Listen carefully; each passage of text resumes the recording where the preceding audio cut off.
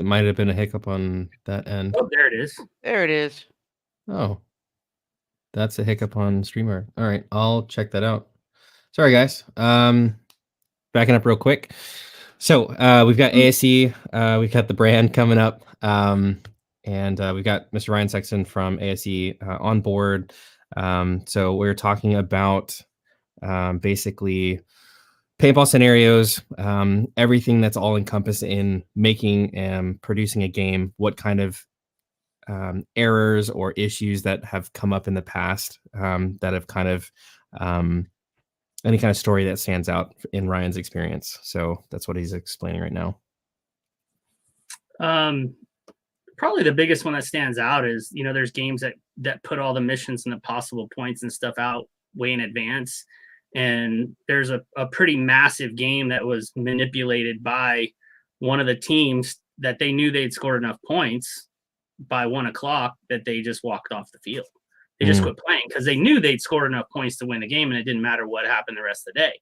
So I can understand, they don't want to spend any more money on paint. I totally get that from a player perspective, but the other side is still wanting to play because they paid for X amount of hours of paintball, and now they're not getting it. And so that's definitely a balance of providing enough information to players to get them involved and engaged in the theme and the game itself without releasing too much information to where you can allow a small group of players to ruin the fun for half of the players that are at the event. That's definitely a lesson to learn for anybody looking to promote games. For sure. And us as NNK, we've witnessed that before, right? We come in pretty hard, pretty deep. Sometimes the smaller games, and we get to be a part of that hammer that gets to smash the other side. But we also understand that we're out here to play games, right, and to have fun. And so usually the producers come to us. It's kind of a big deal, and that's why I'm mentioning it. Come to us, being a bigger team, and ask us to switch sides. And it's very imperative that it happens on a Saturday because this is a very touchy subject for me. Because sometimes, and I'm just going to say producer's blanket statement, right? Sometimes the sides look a little wonky, and we do too much to grab one team and the commander that did all the jobs and all the time recruiting and grabbing people, and we throw them on the other side. And then we do the exact opposite, and now the other side's stacked heavy, right? Yeah. And something I've always told when we get asked is, hey, can you guys switch sides? And I always say, yes, but after Saturday, right? Saturday, just because, yes, move your teams, your small teams and whatever. Let's see how it plays out. And if we're absolutely destroying them, my guys will even be like, hey, what do you want us to do? What are we doing here? All the missions are done. We're holding them back at their base. And then it's a good idea. We go, all right, guys, tomorrow morning, we're starting other side. So then we get to be a part of the help that pushes back and gets everybody having fun again. And there's one specific time I remember in my head that it kind of mattered, or it made me feel good, right? We smashed this other side, and we flipped side, and everybody's like, oh, NNK's on our side. And all these guys were excited that we were there to play. You saw them kind of take a fresh breath, and they're like, all right, we're going to do this. And, I get out there. I do my thing. I start screaming at people. My guys are amping people up. And we get them moving, and we start going the other direction with it, right? And it feels good to get everybody back involved again. Because, getting a beating like that, I mean, it's a physical ass whooping. That's what's happening. You're getting hit with these paintballs. You can't do anything about it. You're just getting wrecked constantly, right? It's fish in a barrel. But to get everybody back involved in the game again, I think is a great part, but it's a double-edged sword, right? Like, you can't do it too early, can't do it too late. You got to do it for the right reasons. Start switching too early, like on Friday night or whatever, people are panicking. It just goes the wrong way. But I think it's a very good point that you brought that up. And just it needs to be, I guess, watched after. Yeah, it's definitely a sensitive subject, and it's very, very hard from a producer standpoint. And some games are harder than others. Like the brand, I'm laughing looking at who signed up for what on the brand, right? Like there's 3 options. You go red, you go blue, or you can go places needed. It's about equal for all 3 different factions, which makes my job way easy because now I can really balance those places needed and make sure both sides not only have the right number of people, but the quality of player, which is a bigger difference. That matters way more than numbers. 100%. To make sure that the game goes well. And then there's games like Black Hawk Down at Official, which I've ran the last couple of years and will be doing next year. That game is one of the hardest ones to balance because there is a huge amount of tournament players that are going to play Saturday only. Yep.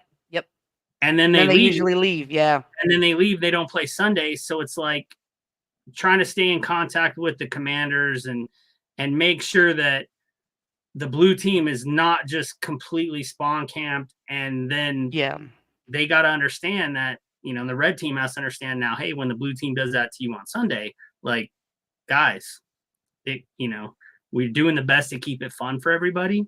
Mm-hmm. And that just makes it a little bit harder, but we try. Yeah. And that's the biggest thing at the end of the day is having fun, right? Like you mentioned earlier when we were having our little issues with the program, people are here and they're paying for an experience. I mean, we all are. Mm-hmm. I'm paying to hang out, and the biggest team for me is I got friends that hang out with while we're not doing the thing I paid to do, right? I get to go drink a few beers with them, eat some dinner, hang out by a campfire, and then you rummage around and you find other people that you've met over these years, right? So it's like camp almost, but for adults. So with that being said, like everybody has to have fun. Getting smashed is not only hurting the experience and for you guys showing that this is what we do here as ASC or Trifecta or whatever producer, but also for the new players that are coming, right? You got guys that are bringing their kids out. You got people trying it for the first time and being the duck in the hunting, it's not always that fun. But yeah, you're 100% right. I've been to that game 2 or 3 years in a row, maybe longer than that. And it does make a big impression, right, when they're there and then when they're not. But I also think it's up to the commanders to keep that in mind to the people on the field, right? Right. I mean, that's something I know. It's funny because I see Trash in here and Brady. I know me and him have put our foot on a barrel at spawn and just ate it until we got enough of them away from us, like swatting flies. And it's fun memories like that. But it's a balance, right? It's a balance. And yeah, I mean and it's not fun. And it is fun. It's fun after the fact. You're just and you're like, and you can't even see anything, you're just covered. But it's a fun experience, and I specifically remember with Brady. But it I don't know, it could definitely make or break an experience, but I could see why that's extremely hard for a producer to do, because at the end of the day, you're trying to keep everybody happy, but there's just such inconsistencies. And I guess communication is the only way to make it happen. Yeah, absolutely. Like at our games, like typically the commanders, obviously there's an HQ ref, but they also have my cell phone number or Hurst's cell phone number, my right-hand man. And if there is just a massive issue that the refs aren't relaying to us, they can call us directly. And that way it just speeds up anything that needs to be changed or adjusted, because especially at those fields that are larger, right? Mm-hmm. You spent 20 minutes to get way back into that corner and you're smashing them or whatever. And then to just get pulled off the field or something, you feel pissed off. Like, hey, I just did all this work. Yeah, you get cheated out of the benefit of all that hard work you just did. And so having quicker communication so that we can try to adjust things without altering the outcome of the game. You know what I mean? Like you can move teams around and stuff, but I really hate events that all of a sudden, hey, one team gets a hot insertion that's not in the rules. But then when the roles are reversed the second day, your side doesn't get the hot insertion because you might have been winning. Like, hey, you got to keep it fair. Like, you have to keep it fair. Yep. I agree. Yep. So going back to what we were talking about as far as like the production itself, what advice would you give new and upcoming game producers, or maybe those that are interested in getting their feet wet with just producing their own event? I'll tell you probably the biggest thing that's helped us at ASC, and kind of the reason that we even started really ramping it up. Like I've been doing games. My first game was in 2013, but I wasn't doing a lot of games, right? But I started dabbling my feet into it back then. is listening to the players, because you got to look at players different. They're not players, they're your customers.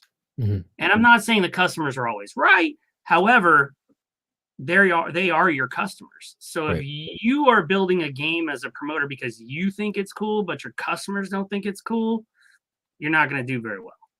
So you have to be open to constructive criticism.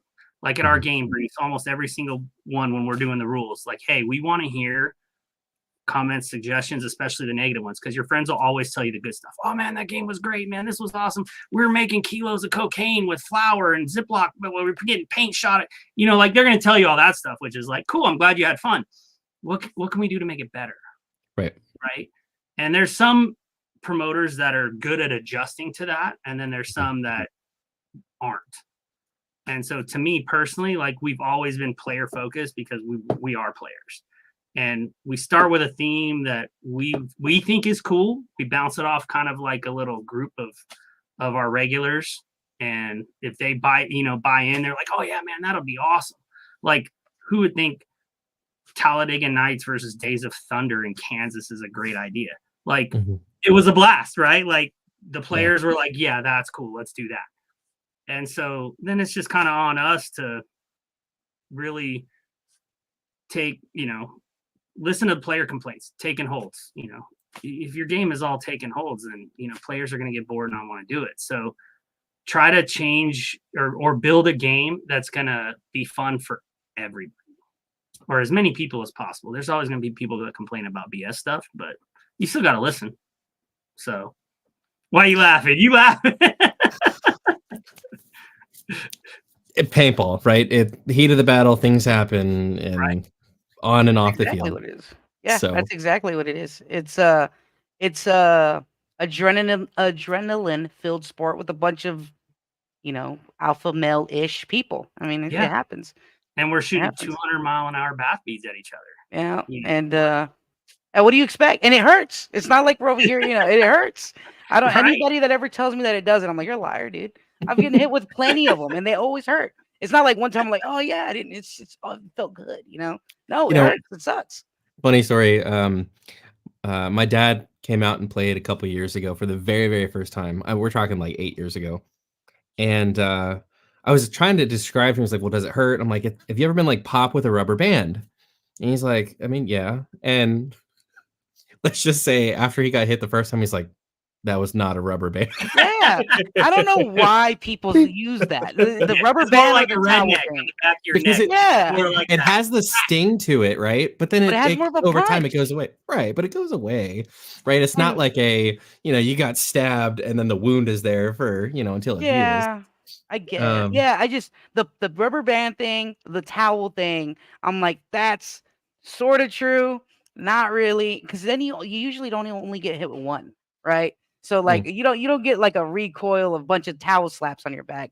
I mean, you do a paintball and it all hurts, right? It's your whole back. It's not just one thing. Like grabbing an electric fence. Exactly. Yeah, exactly what it is. I just tell people paintball is fun until balls collide. Yeah, that's true. That's true. All right, let's go to this chat real quick. What's up, Curtis? Good evening. Felipe is over here in the comments, not in the stream. It's a little weird, but we're gonna go move past that. Trash, aka Brady, is always a pleasure. Alejandro sent a casket. I think that was for Phil. I'm assuming that was for Phil. Yep. And then Eli, you always put first, bro, but you're usually not. Confusing. It's confusing. But anyhow, he's still stuck in Popland. People drink. Don't even start me with that. We're gonna go on a tangent. Rick said, I always tell new players it hurts because it typically does. 100%. I'm down with telling the truth. It sucks. Don't lie to people. Hit in between the fingers. Those sting too. Yeah, on the fingers, bro. Nowhere it doesn't hurt. I'm sorry. There's nothing you can tell me. Some of us have a little more cushion, all right? So, but it's not like you don't feel it. Let's not lie about it. All right. First strike hurts like a mother too close. Everything hurts, bro. I don't care. First strike, 50 cal, 68. It sucks. but it's a part of the game. It's the only reason I do it. Oh, beautiful. Of course, Brady with the technicality said the face doesn't hurt. That is true. The gun doesn't hurt. Whatever, dude. But anywho, keep it going, Perkins. Just the pride. So paintball has been around for a few decades. So what unique branding does ASE bring to the table for scenario ball? And what are you most proud of for your brand? I would say that players and the players that have played our games could agree that our games are typically always fun. We usually pick a little bit of a silly theme for probably about 80% of our games. And it kind of gets people in the right mindset to begin with.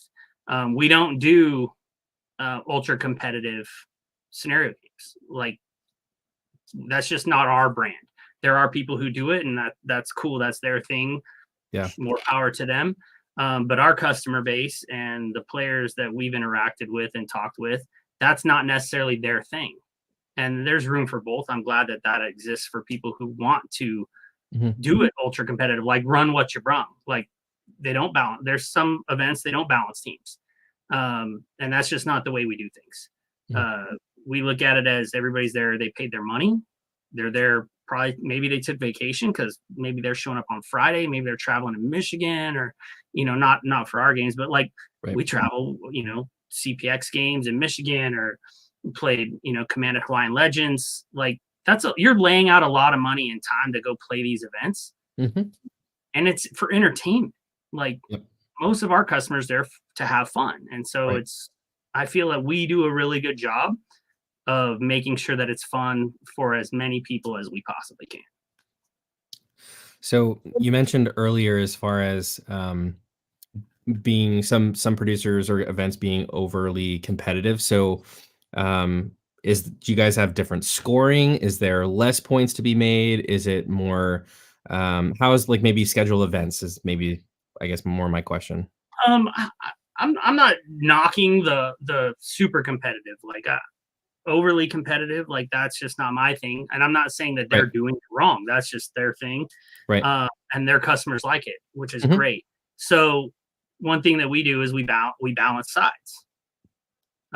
So we try to have that register places needed as a registration option, so that we can start off with pretty even teams, as well as a promoter, building relationships, not with just players, but with teams, to where you can go to a team and, on Saturday late in the day and be like, yo, hey, could you pull your guys back a little bit? Like, maybe not spawn camp them, maybe let them play paintball a little bit, maybe let them see more than 10% of the field. And I'm not going to go up and say, hey guys, you're so far ahead in your score that it doesn't really matter anymore.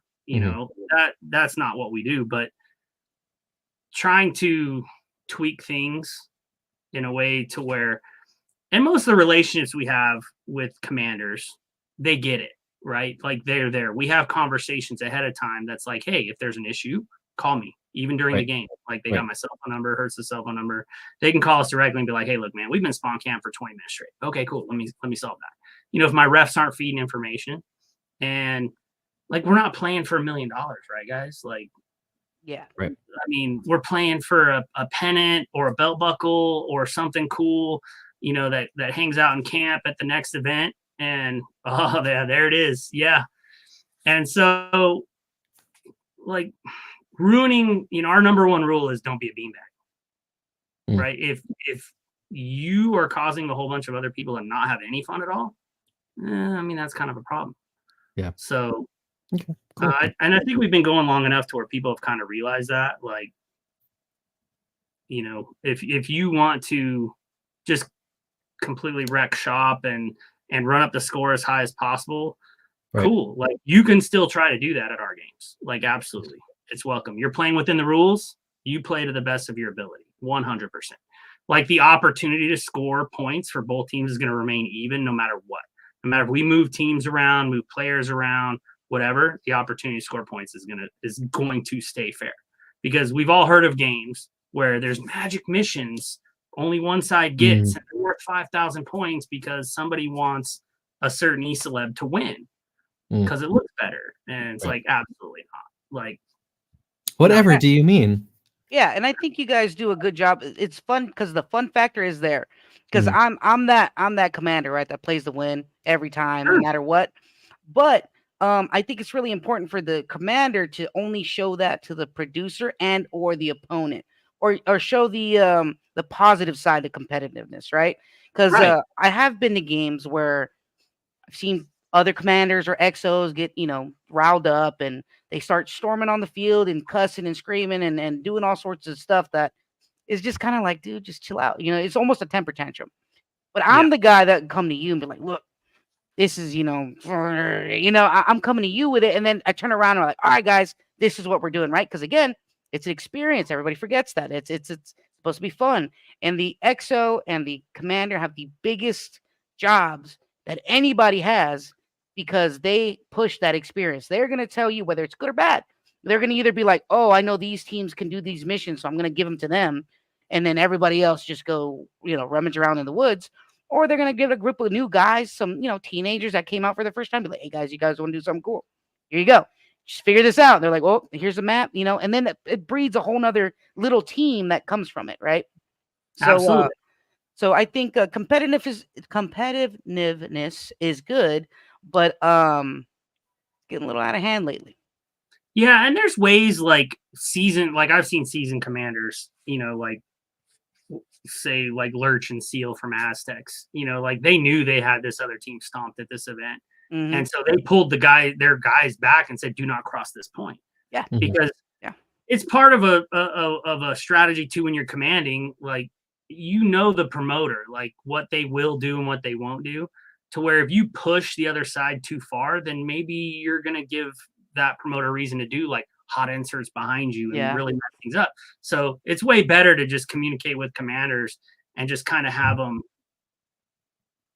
not necessarily balance things out, but maybe, if there's no missions in that part of the field, like maybe don't Right. spawn camp right there. Like Yeah. let people have some fun. Right. Yeah. I Let mean, people they're get in there. they're Yeah. 100% a part of the experience of that customer base. So, Right. commanders, I Absolutely. hope you guys are listening. Yeah, dude, I'll tell you, it's tough finding commanders right now, man. Like, we're about 80% locked up for commanders and XOs for next year's Okay. schedule, Mhm. but we're bumping up our compensation package because, like Lewis, I mean, you're commanding a bunch. Sax, you've commanded like Mhm. free entry in a case like that don't get it done anymore. Yeah. And normally that case, we're giving it to Yeah. We're other giving it to players. our Like teammates. I've Yeah. never, Right. I don't think I've ever used the paint that I've never used No. that paint. Yeah, so we're bumping it up for next year to where you're going to get another entry in another case for any of our other events. Oh, that's Yeah. awesome. That's good because So that's you a can big. actually have fun. I mean, you're putting in Yeah. all this work. Like Mhm. now, get to go have fun. Yeah, on a that's a big deal because Perkins, myself, D-Rock, we've all had this conversation of like we have seen us as an NNK to a point where we're like XOing and commanding too much, and it all kind of happened so fast Mhm. that Perkins, myself, and Damon all we're like, yo, there's not one event like in 4 months span that we're not doing something, 5 events that we don't have skin in the 5 game, months. or 5 months, my bad. 5 months. Where we don't have skin in the game. I got 2 this month or in October. So it's like we started realizing like, hey, we gotta slow down because Perkins and I are starting to say no, but it's not because we don't want to or we don't want to help somebody out. We're always like, we'll play for you. If you ask us to XO or whatever, we'll play for you. Like that's the trade, right? Mhm. But we don't get to have fun. Like I know when I XO, I can remember one specifically. I was XOing, or I'm sorry, commanding. I was commanding Cax, and my buddy Ryan, a Zulu, you've met before. He was like, "Hey, dude, you want me to sit up your gun?" Because I'm looking at my watch. I'm talking to everybody. It's like 15 minutes till game on. He's like, "Dude, you haven't set anything up." And I was like, "Because the second I opened my car door, I got ripped out of it. Everybody needs to talk. We need a game plan. The producer needs me. We're doing this. We're doing that." And then at the end of the night, you're like kind of done. So you go hang out with the team, but you're like not really there. You're just kind of, eating dinner and hanging out a little bit. And but that's great that you've realized this now.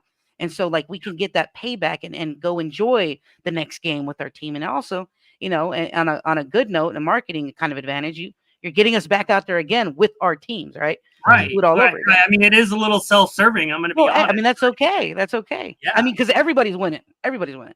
Yeah, Well, I we've think even tried at one of the Avid games 2 years ago. We tried individual links for the commanders and the XOs to pay them based on per registration that came in through their link, because we can track it. Like those people who are out there hustling up and getting people and promoting and stuff, they should be rewarded for it. So we've dabbled in that. We've talked about trying that out again for next year for a couple games and just seeing. Oh. We might have lost. Well, while we're waiting for Ryan's signal to come back, Steve from Diana says, "Oh, hey, I know all these people." Oh. He's roboting out. Yes. His impersonation is spot on. You know, seeing if that's a motivating factor. So you kind of roboted there for a little bit. I think your signal might be going out, Ryan. Nope. There you are. Cool. Cool. So earlier, we're kind of before the rabbit hole of commanding. So my 2 cents with commanding too is I want to make sure if I'm asked to XO, I want to make sure that my teammates are there to support. So it's not just sending me, because if you're a commander and you're asking, hey, asking someone to XO for you, you're asking for the team. You're locking that second team in, and you want to make sure it's an important team, right? So I want to make sure if I'm the important team that I've got enough guys to bring to make it worth locking in that spot. So, all right, scoring. We were talking about that earlier. So just before we bring commanders in here, let's talk about what they're competing for outside of the typical victory and bragging rights. We brought it up earlier, so let's talk about this kick-ass buckle. That's pretty sick. I ain't gonna lie. Yeah. So we try to go at a little more in depth, a little more role playing, a little more on brand. So like we're using a real cowhide for branding for the scoreboard. So there's gonna be a brand mission every session, every hour.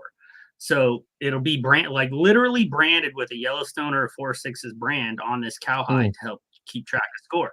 So we're like, what else can we do? So we sent out a bunch of those cowhide invitations to different teams. We put all of our teams in a list, and we made as many as we could. Sorry if you guys didn't get them, but please don't feel left out. Hopefully you'll get one next round. And then we're like, well, everybody does pennants, and we still are.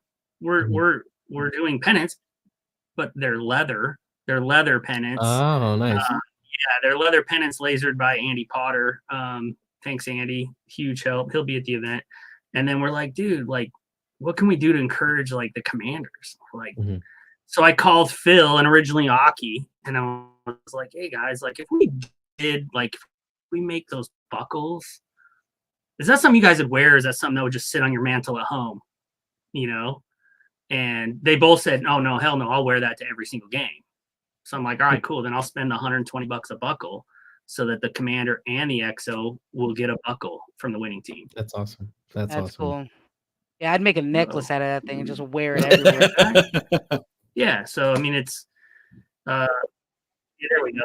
So yeah, it was $120 a piece, but it was like, you know what? Like if they're cool. gonna It's a talking piece. Yeah, if they're gonna wear them to other games, like Phil.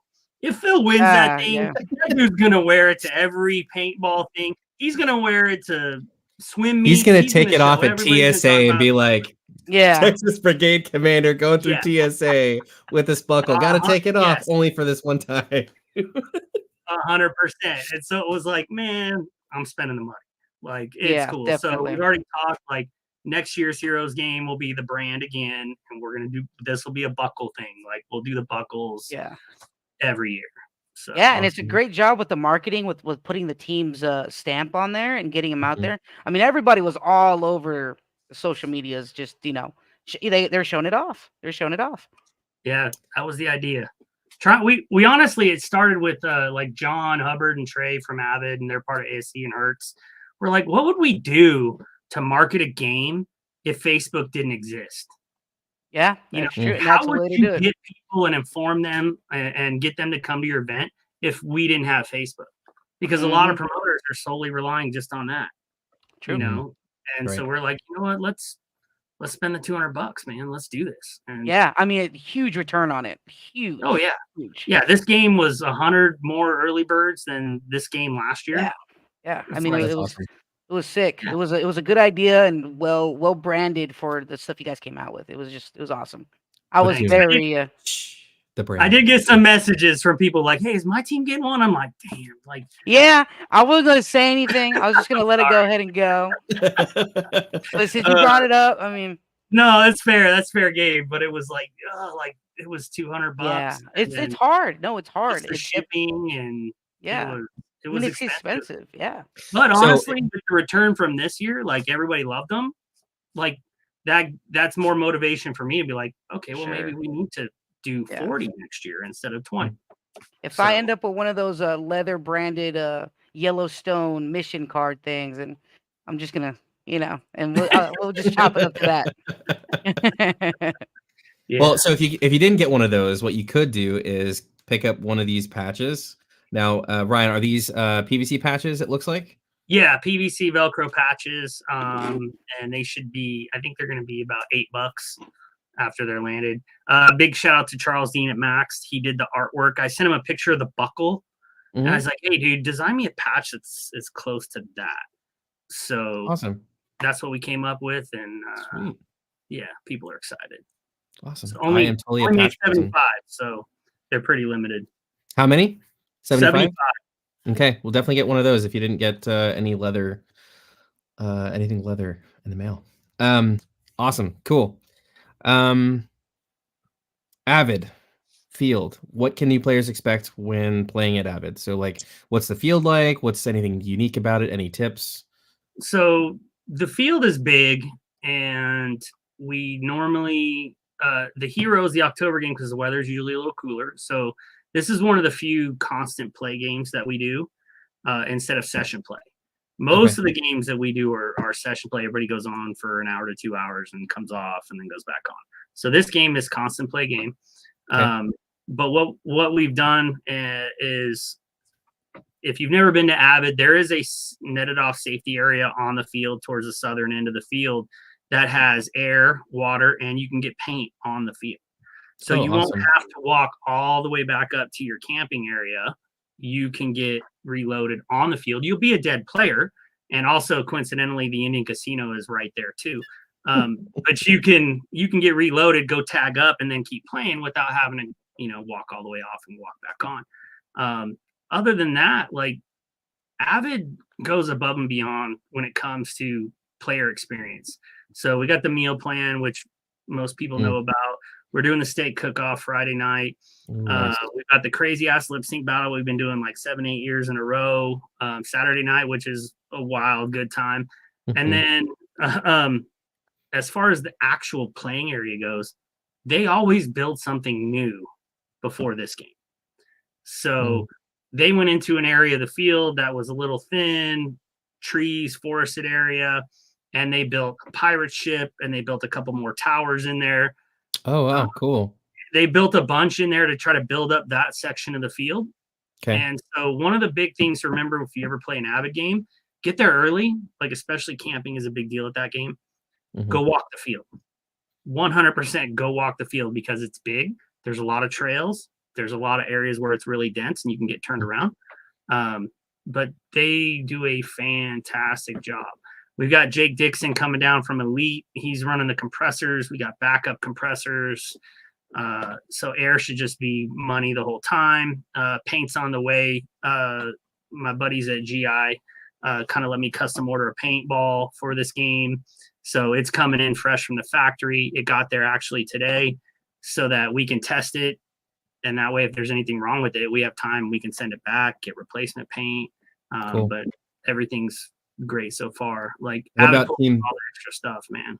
What about team porta potties? Are those still available for purchase? Is that something players can do? I think that closed already, but if I would reach out to hit Trey Garrison up directly on that, and he'll do it what he can. Cool. But that's definitely a thing. We do have a shower there, but it's cold water. So I know a lot of the guys just run the 5 minutes up the road to the Love's truck stop if they want a really good shower and hit that up. But nice. Yeah, lots of fun stuff at that game. Definitely, Awesome. Definitely worth camping at. Sweet, awesome. Yeah. Well, I think it's time to bring on. Oh no, the sign pimp. Uh-oh. And AWAT. What's going on, gentlemen? What's going on? Woo, I was falling asleep waiting on you guys. You know, us ranch handlers, we got stuff to do. I thought you were going to stay say all night in the quiet chat. I thought you were going to just got done wrangling the herd. Just about. What's going on, guys? It's Monday. It's not our normal day, so it's not our Tuesday, so it's a little different, but all good. Cool. So intros. Phil, AWAT, who wants to go first? Go I'm going to take it.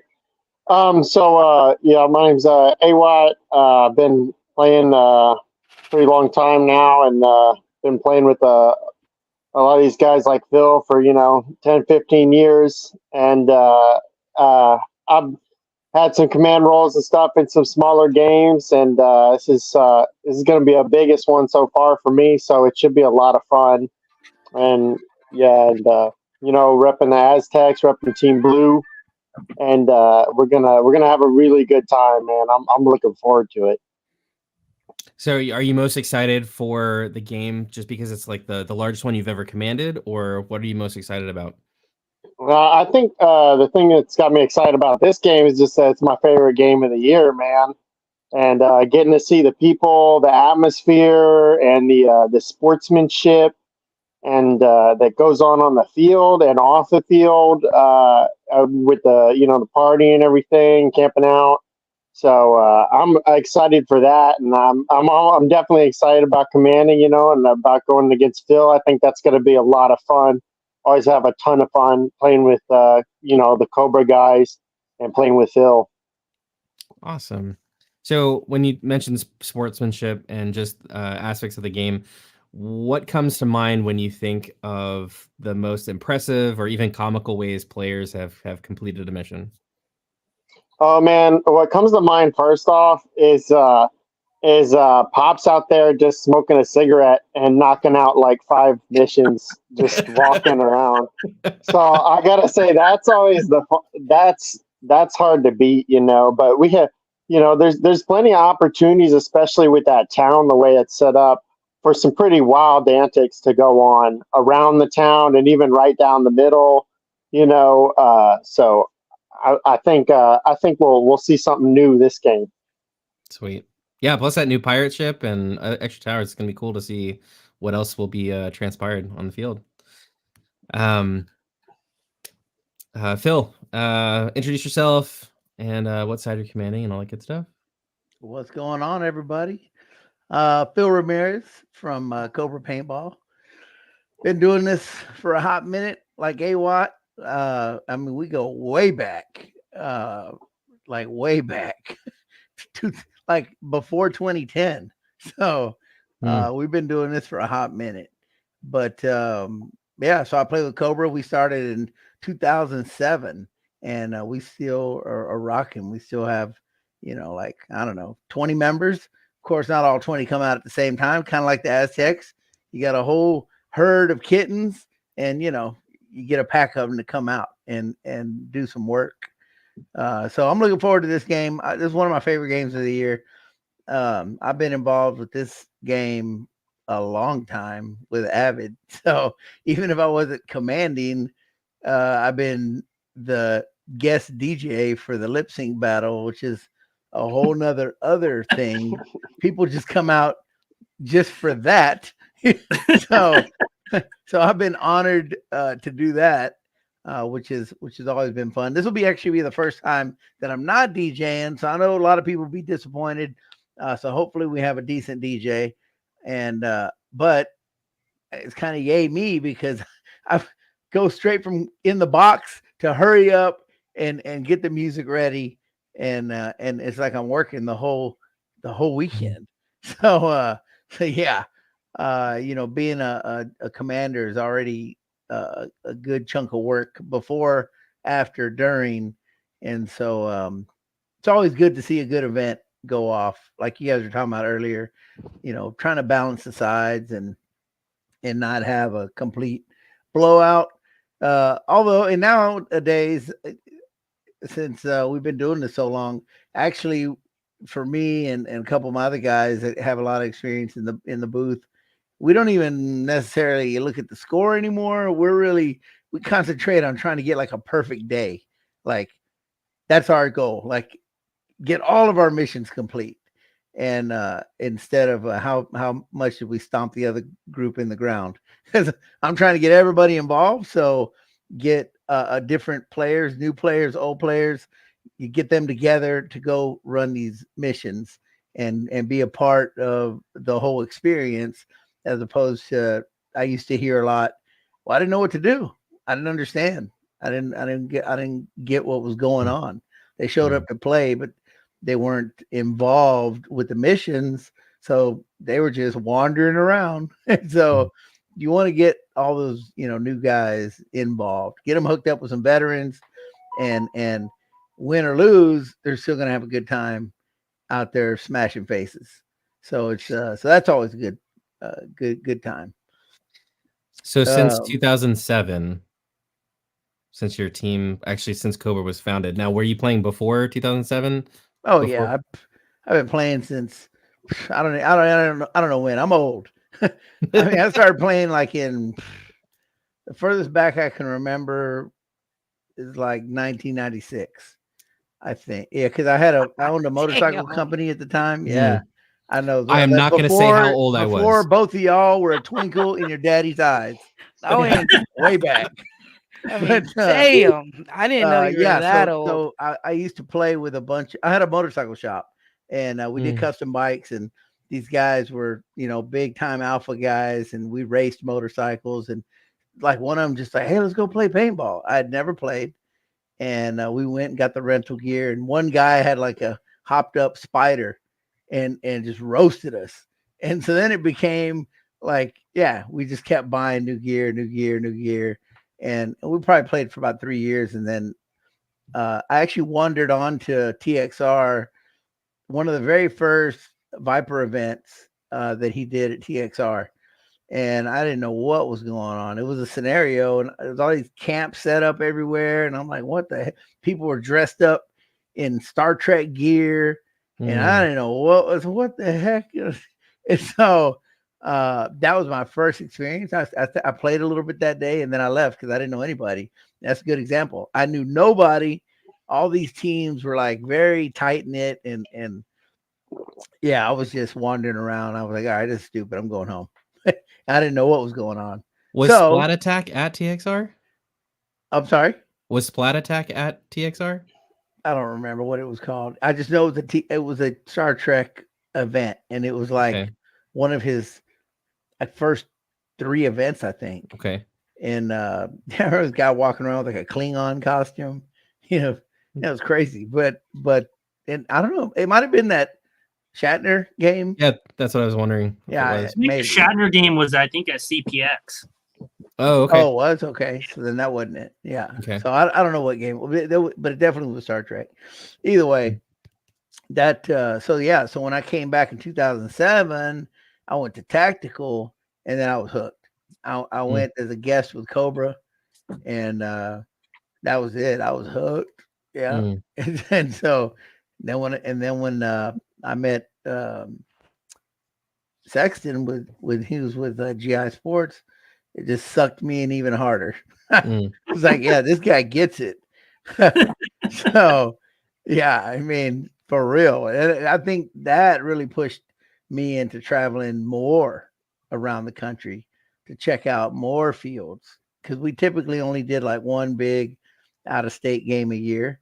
But then it got us to where we were like, man, now let's get out there and start hitting up all these different fields, meet different players, and just, It's so good to out there. travel and experience these other fields to see what works and what doesn't work, and then that way you bring those experiences home, and then better develop either a new scenario or help your field out. Maybe come up with new bunkers or ways to change the game and improve the game, so it's always not the same game every time. So in since 1996, in your experience, what have been the most either impressive or comical ways that players have completed missions? You know, I don't want to divulge any secrets.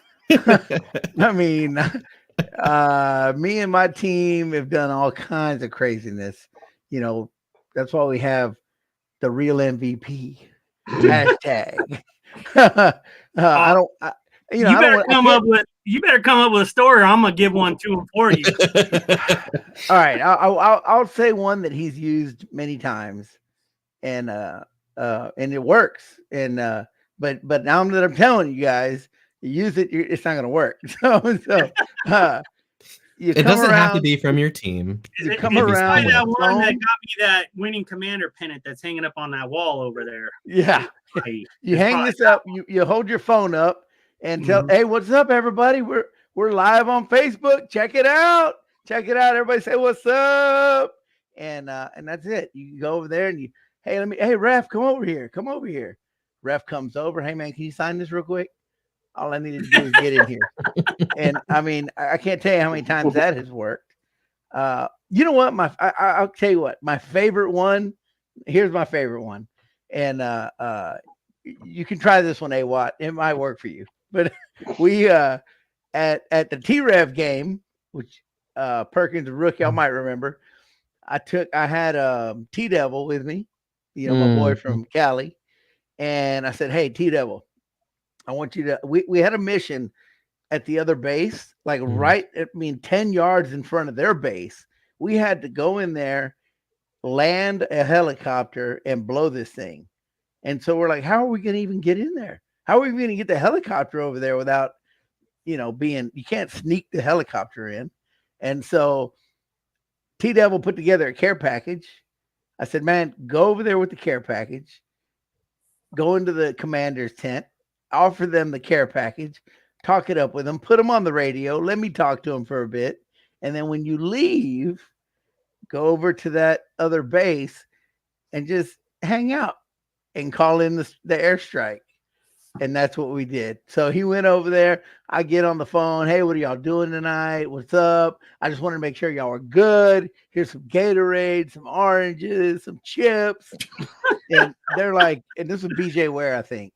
And he's like, yeah, appreciate it, man. That's cool. Blah, blah, blah. Yeah, let's get together tonight. What are y'all doing afterwards? Blah, blah, blah. So T-Devil leaves, walks over to the other base, has a bag of Doritos, and just sits there and he squawks me on the radio. And so I know, run, send him. So we sent the helo in. They landed it, set off the bomb. Mission complete. BJ didn't even know it hit him. They didn't even realize that we had just completed the mission on them. So that's probably one of the sneakiest and funniest to me.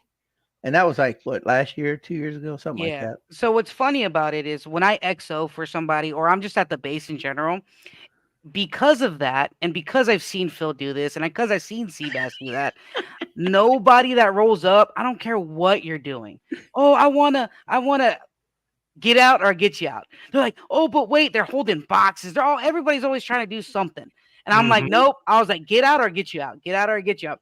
I just light them up. Man, Rook, you're no fun, blah, blah, blah. It's because you're not here, bro. You're over here to do something sneaky. I've seen it. I can't let it happen. I'm just going to have to dump you. Either get out or I dump you, one or the other. And it's because of him. I'm always like that. I don't trust anybody. Ask anybody that's ever rolled with me. If I ask you what color, and you go, I shoot you. Just 100%. There is no there. If you don't say red or my color, I'm shooting you. And then I say, okay, player card, and you do anything with your gun hand, I'm roasting you. It's just, I don't trust anybody because of people like Phil. It's his fault. Now on the flip side, I want to say one that was also a really great distraction tactic that the Aztecs pulled on me at Grinch in the Hood. I don't know if you were there, Watt, but Pops with the cigarette in his mouth, probably behind the mask. And Nunez and I don't remember who else. They come waltzing across the field with like a boombox strapped to their back. I remember that one. I remember that one. Playing this border music. God Uno damn. pinche 956. Yeah. And they're just dun dun dun dun. Then they got like a whole freaking parade going. There was a line of y'all. Circling my tent. And I'm like, what's going on? I gotta check all the mission cards real quick. Hold up. Are we good? I don't know what they're doing. But yeah, come over, take some pics, say what's up. Luckily at the time I think you couldn't blow up my tent. So I was like, well, just don't let them steal nothing. So everybody guns up on them all the way around. And then they walked off. And I don't know, that could have been a mission. I have no idea. But it was funny as hell and it was fun. And of course, we always take pictures with the enemy when they roll up to your base. That's just protocol. If they got all the way there, they deserve a pick. Yep. Very cool. All right, guys. What do you look forward to most, given each new command post or opportunity to command? Go ahead. I'm looking forward to just working with the teams and seeing the dynamic kind of that unfolds as the event progresses. You know, you kind of get to see who feels like what roles and how it starts. Things start to groove once the momentum gets rolling. So I'm just really looking forward to trying to ensure that as soon as that game goes off, you know, that we kind of keep that moving forward through the whole event. Sweet. Awesome. Phil? Wow. And here I was thinking that their main tactic was, how many people can we get to the skull tonight? I guess I was wrong. Yeah. Whole different tactic. I think my objective is always the same. I just try to get everybody involved, everybody have a good time.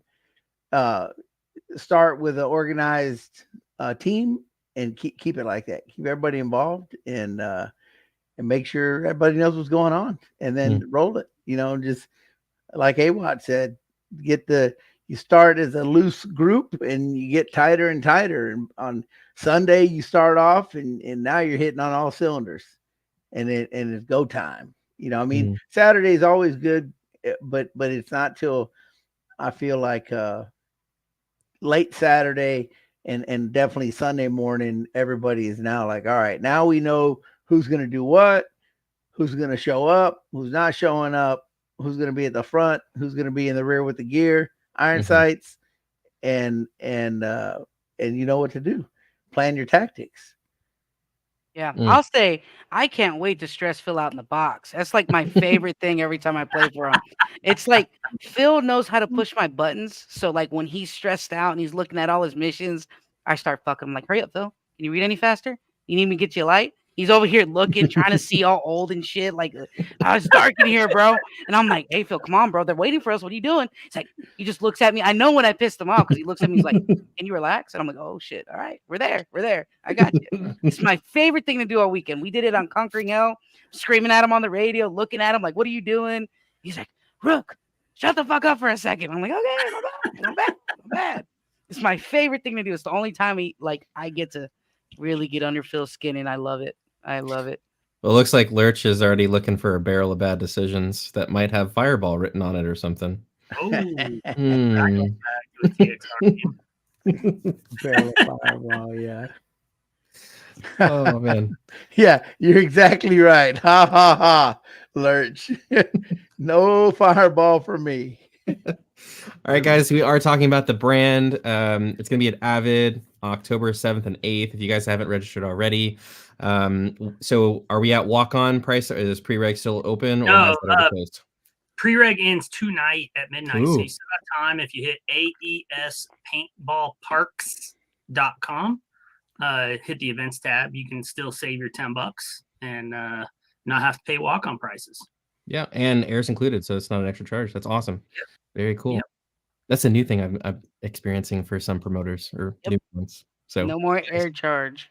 yeah, cool, awesome. All right, so besides that, we are trying to earn this kick-ass buckle, which whether it be on a hat or belt, we'll go Necklace. to both. We'll go both to the commander and XO. So definitely want to push really hard for the game so that your commander and XO can show those off every future event that they attend and show off all of your hard work for that. If you guys miss out on that, they're patches, and I'm a patch. I'm not going to say the H word, but I like patches. Collector. Yes. Well, considering whore is spelled with a W. You know, that is very true. That is very true. I'm fighting lack of sleep. Anyway, got a huge patch wall here, so I could use another patch. Awesome. All right, so Sign Pimp, AWAT, thank you guys so much for being here. I'm gonna let you guys go into backstage if you guys want to hang out afterwards. That's totally fine. But I'm gonna send you back there. We're gonna talk to Ryan for a little bit, and then we're going to talk about NNK stuff that we have to rewrap since the live had some technical difficulties. So you guys are more than welcome to hang out. If you guys want to peace out, you guys are more than welcome to. So if you have any last remarks, say goodbyes for the evening. All right, Phil. Well, it was good seeing you, and it was good talking to everybody. Can't wait to see you, brother. It's gonna be awesome. Yeah, I got this as an empty belt. Right there. So I'll see you on the stay empty, baby. Stay empty. I can't wait. It's gonna be awesome. Yeah, brother. Yeah, it's gonna be good. All right, guys. Deuces. I'm out. Right, bye, guys. Later, AWAT. Oh, he's already ready with that belt. He's like, it's going right here. That was good. That was good. Yeah, for sure. And it's cool because it's they're planning, they're getting amped up, and that's their job, right? For commanding, getting everyone excited for the game. Yeah, you can't cut Phil no slack with the trash talk, man. Like, I'm glad AWAT gets some jabs in there right now. Yeah. Yeah, people are already commenting. Oh, Blue think he already won already. Well, we'll leave it up to the game. Bill Blue? We're blue? I don't know.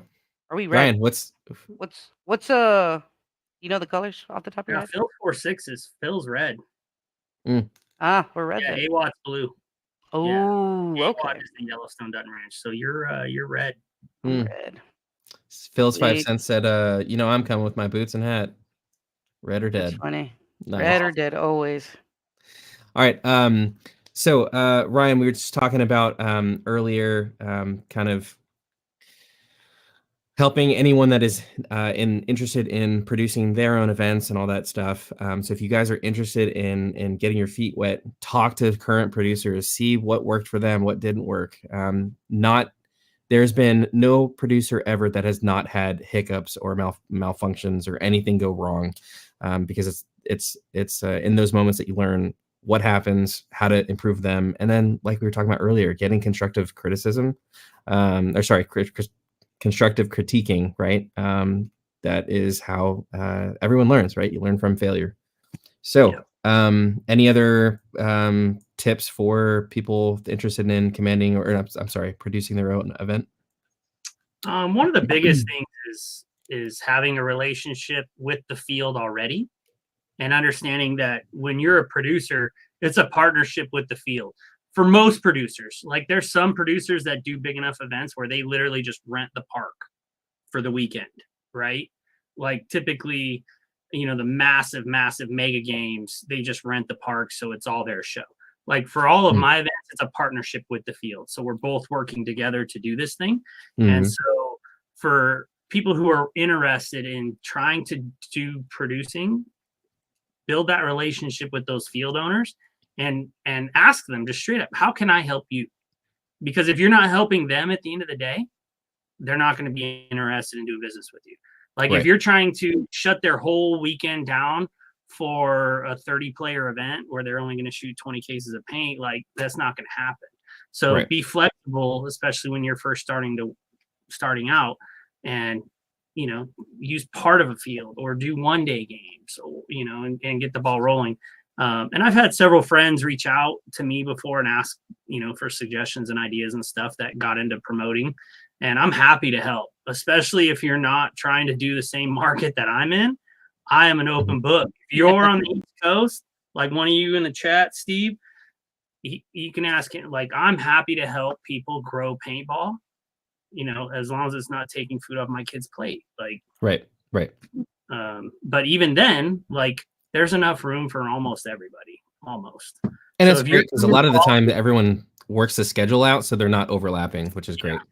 Yeah, and if you're doing a quality event, I encourage people to play it.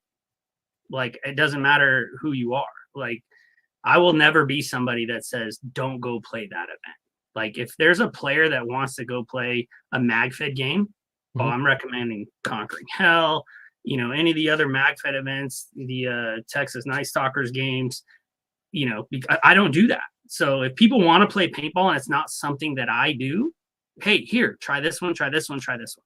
So don't be afraid as an early producer of recommending other events. I can't count how many times I've recommended Full the Gap to people, or Living Legends, or Sherwood Forest, even though I've never played there. It's Fort a lot of fun. Knox, like, hey, Fort Knox is one of the most amazing fields, that I've ever been to. Okay. And it's not on most people's radars, but that field is amazing. Like SC Village was the first real field I ever played at back in, I don't want to date myself, older than Phil, but way back. Like, we, especially as teams, like, you guys are a badass team and you're up and coming, encouraging people to play new places. It keeps paintball interesting and fun for people.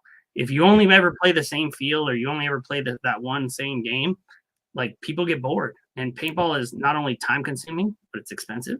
I know you guys know you have day jobs, and then your phone blows up all night with team stuff and paintball stuff all weekend. And so it's so much time and money and effort into it. If it stops being fun, people stop doing it. Yep. Agreed. So, And actually, Rick and I had this conversation earlier about like, we have new guys coming into scenario paintball because they've played rec ball for so long, or they've been in speedball. And when you're playing speedball, you're so focused on win that you lose sight of the fun of the sport and the game. So when they come over and they get to just experience just the team centered and just hanging out and having fun and shooting faces, it's a night and day difference, and they're enjoying it. And so there are certain fields that Rook and I have played many times. We're never not going to tell a player, don't play at this event or that field, because they might not be our favorite field, but they haven't I'm never going to tell someone, hey, don't play that field because X, Y, and Z. But go play, make your own make your own. And so even for, like, our team, we have it all kind of we kind of scrunched it down, right? Our team spread out through Houston, San Antonio, I'm not San Antonio, Austin, Dallas. So we're kind of all over the place. So we started playing like TXR and things. And we kind of kept it to where, like, it would be easy for all of us to get to. But now that we got a bunch of new guys, it's like, look, dude, we got to bite the bullet. Avid's back on the list, right? It's a long drive for a lot of those Houston guys, 7 hours.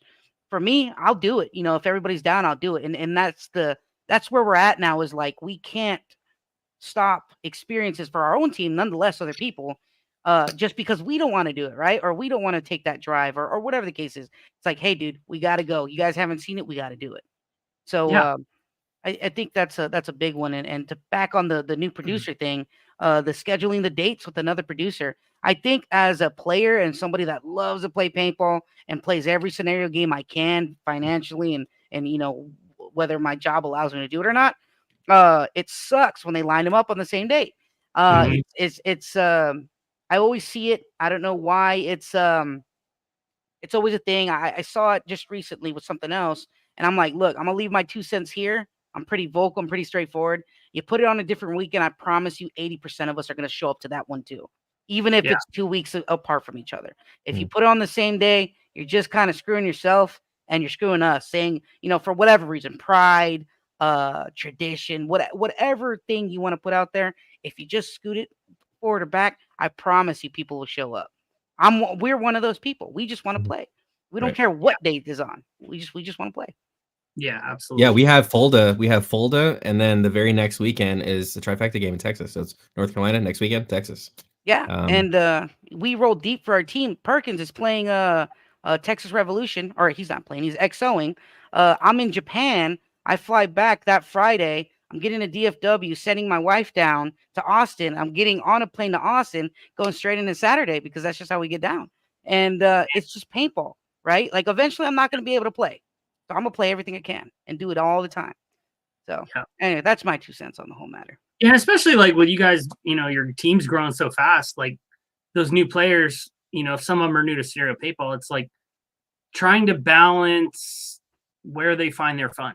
Yeah. Do they want something super serious, or are some of the guys, like a lot of my guys, are more interested in the hang? Like, hey, who else is going? Who are we going to hang out with? Are we partying at Boondo's house that Saturday? Like those are the kind of things that are like gets more buy-in from some of the guys that when I actually get to play, like, hey, these are kind of some of the things, but it's different things for different teams, and that's what's the beauty of paintball is you can find a team if you're interested in freaking World of Warcraft or whatever. I guarantee you'll find a scenario team that's into that.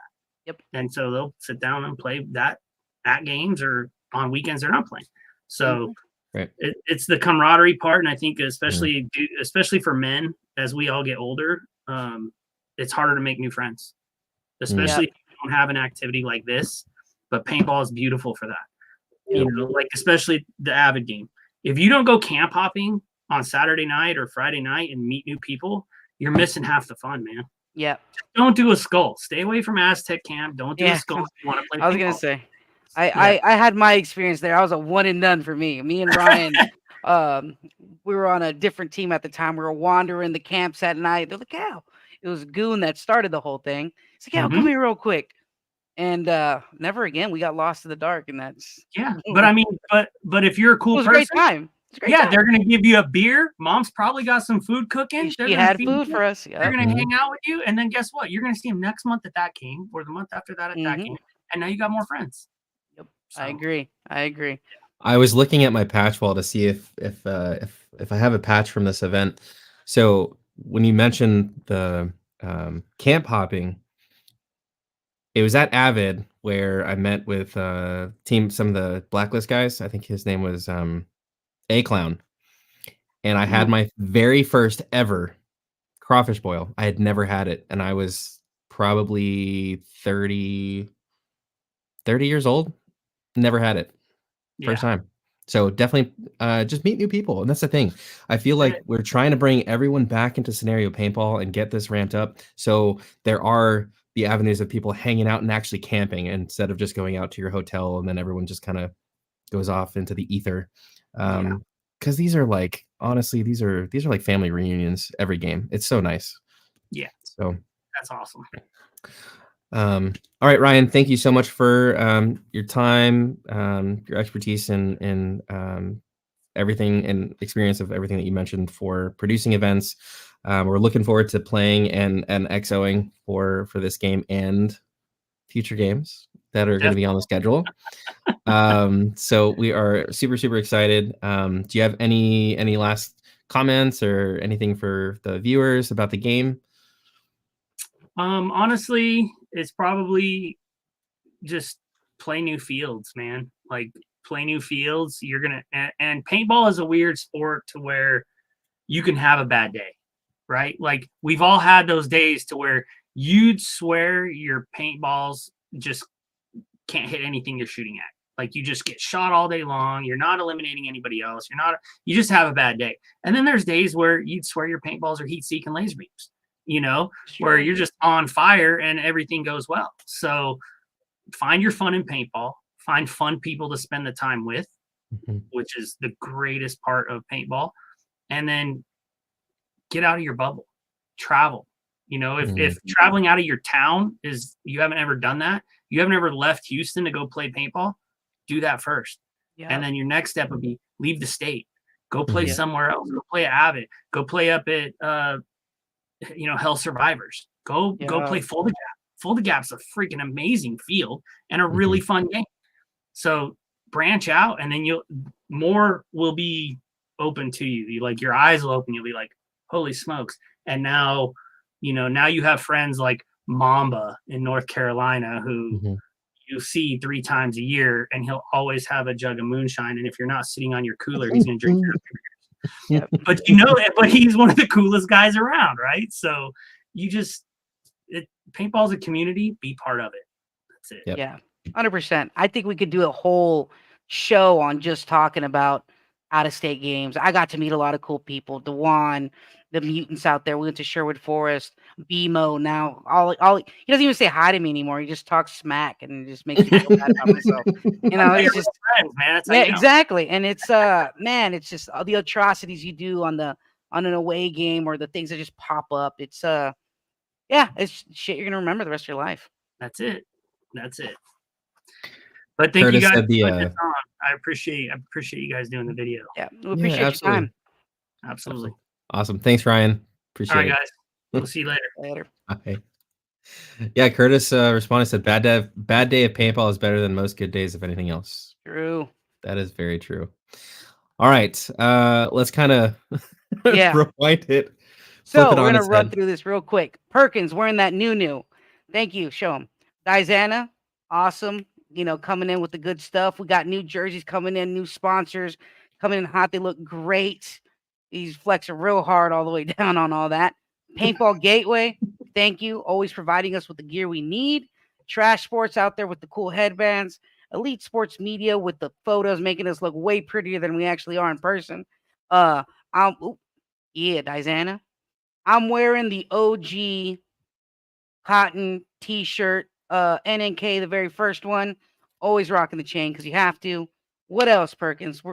Because you're what? Sorry. Hey, speaking of Gotti, weren't you supposed to have a different chair? Your throne chair? No. That was a joke. But yes, I'm gonna get that thing. That was a joke. But yes, I saw this chair while we're out at a restaurant.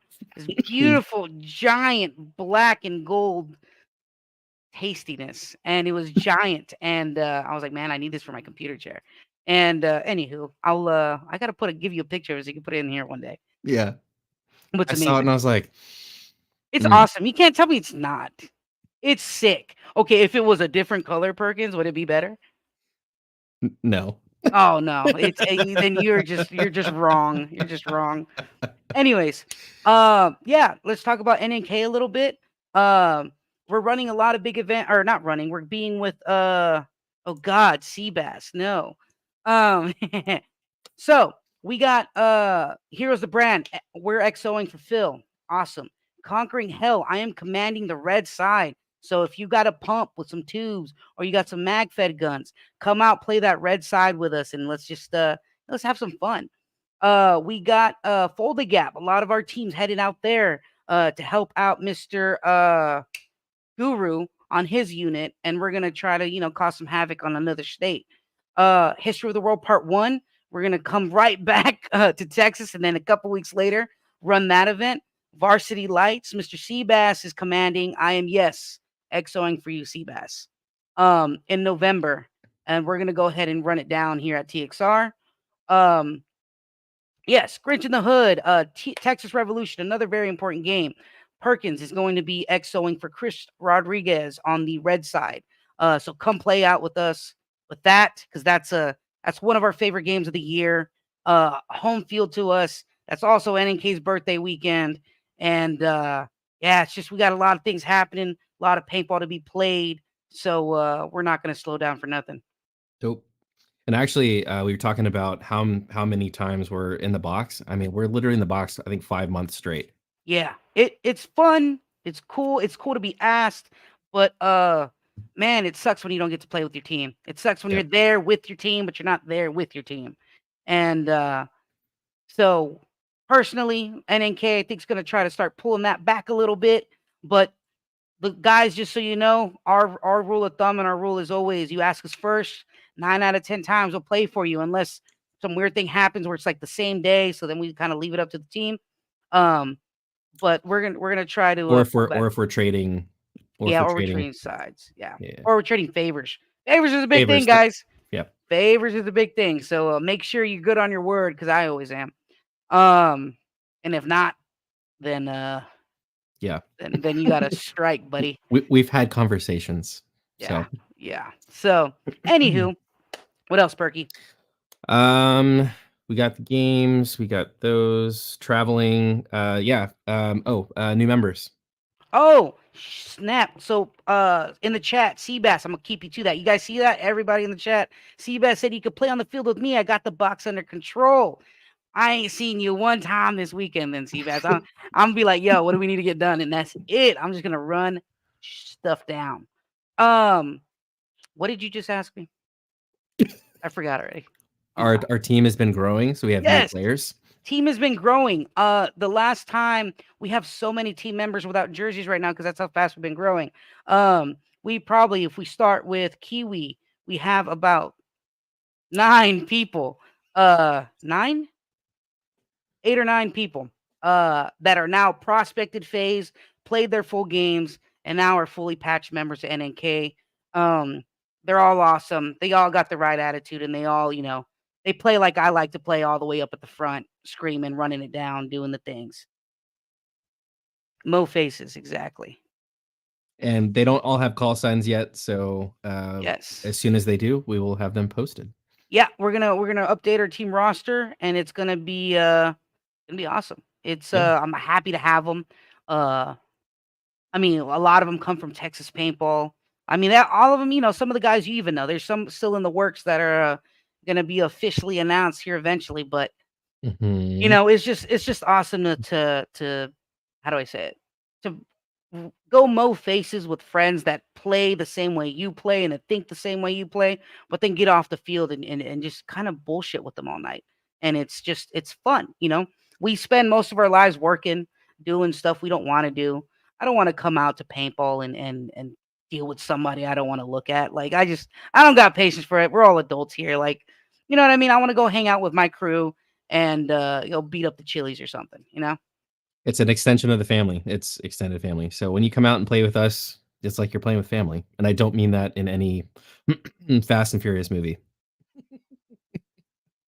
Yep. All right, guys. I think that's about it for this one. Sweet. All right. Any last remarks for it? No. I appreciate everybody. We'll see you out on the field. All right, guys. Check us out either on the field with us or against us. Looking forward to seeing you guys out there.